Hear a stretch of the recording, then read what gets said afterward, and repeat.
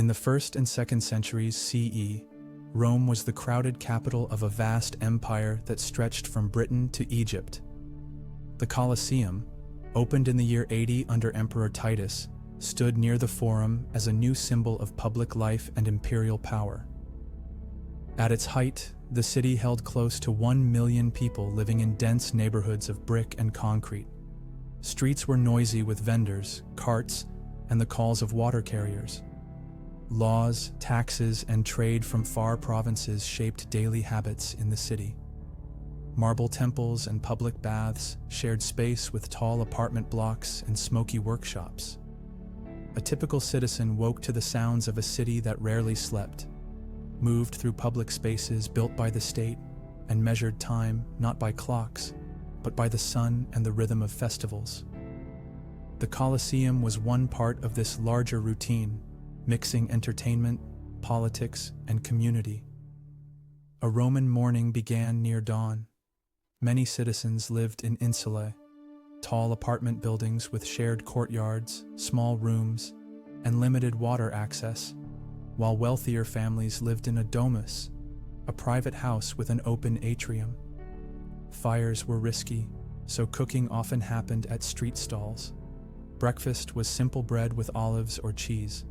Water came from public fountains fed by aqueducts, and households sent children or enslaved workers to fill jars. A family shrine, called a lararium, might hold a small offering before the day began. The pater familias, the legal head of the household, had authority over family affairs, but in practice women ran budgets, shops, and social ties. Neighbors greeted each other in narrow alleys, stepping around waste and delivery carts. Work began early, so the streets filled fast with apprentices, porters, and shopkeepers opening shutters to the day. Work ranged from skilled crafts to manual labor. Bakers, potters, and metalworkers ran workshops on the ground floor with living spaces above. Shopkeepers sold oil, wine, fabric, and tools. Porters moved goods from the Tiber River docks, and clerks handled records for tax offices and law courts. Markets clustered near the Forum and in purpose-built complexes such as Trajan's Market. Trade associations, called collegia, offered support, funerals, and shared feasts, though they were watched by officials. Wages came in coins of bronze, silver, and sometimes gold, and prices were posted on walls. Time was marked by sundials and water clocks rather than fixed hours. For many, work relied on personal ties and patronage, the exchange of favors between a patron and clients who lined up each morning to ask for help or a small cash gift. Most citizens ate bread, porridge, legumes, and seasonal vegetables. Meat and fish were occasional treats, often flavored with garum, a fermented fish sauce popular across the empire. Many people bought hot meals at a thermopolium, a street counter with large jars set into stone for stews and wine. The state grain dole, called the annona, provided subsidized grain to eligible citizens, easing the cost of food in a crowded city.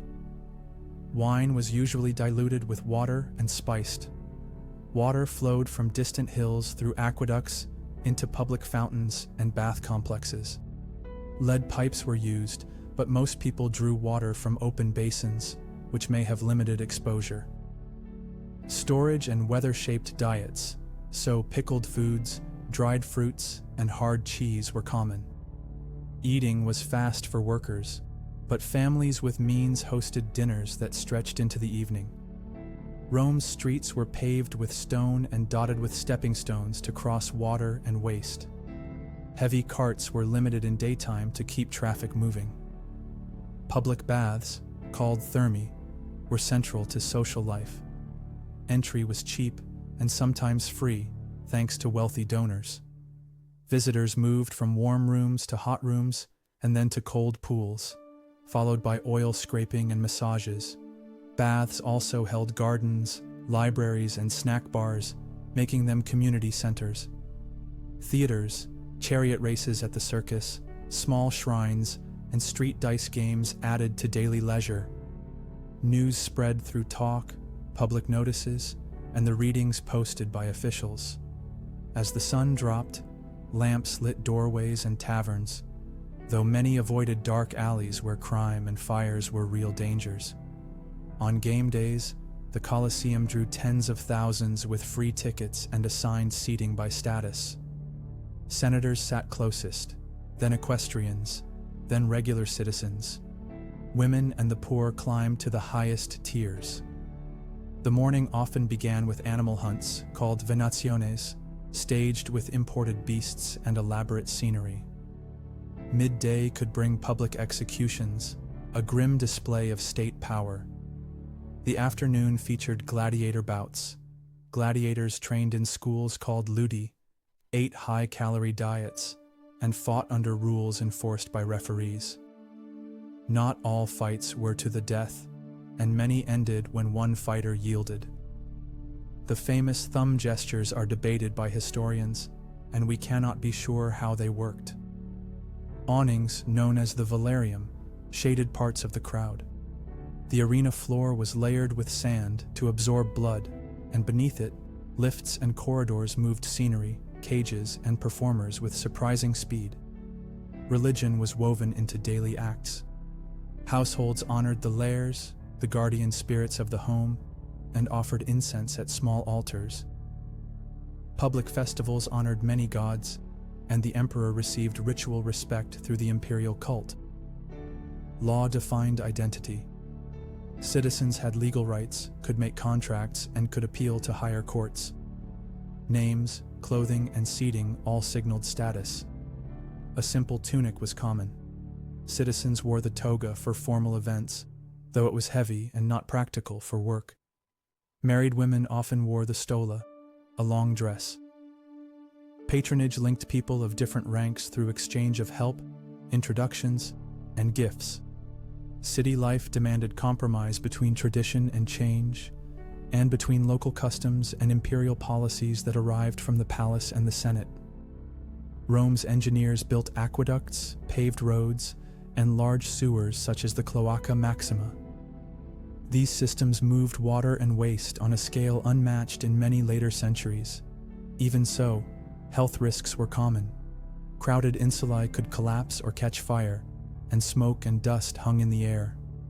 Doctors followed various traditions, and in the later 2nd century, the physician Galen became known for anatomy and treatment methods. Most care happened at home with herbal remedies, prayers, and experience. Life expectancy was low by modern standards due to disease and childbirth risks, though many people lived into middle age. Burials lined the roads outside the city walls, and tombs recorded family names, jobs, and hopes. Public works crews, night watch, and fire brigades worked to keep the city functioning despite constant strain. Most people learned by hearing rather than reading, yet writing was common on walls, wax tablets, and papyrus. Graffiti recorded prices, jokes, prayers, and love notes, while officials posted laws and announcements. Schools taught reading, writing, and rhetoric to those who could afford it, training future clerks and advocates. Many voices are missing from our sources, especially women, the poor, and enslaved people. So historians piece together daily life from household objects, bones, and the wear on stone steps.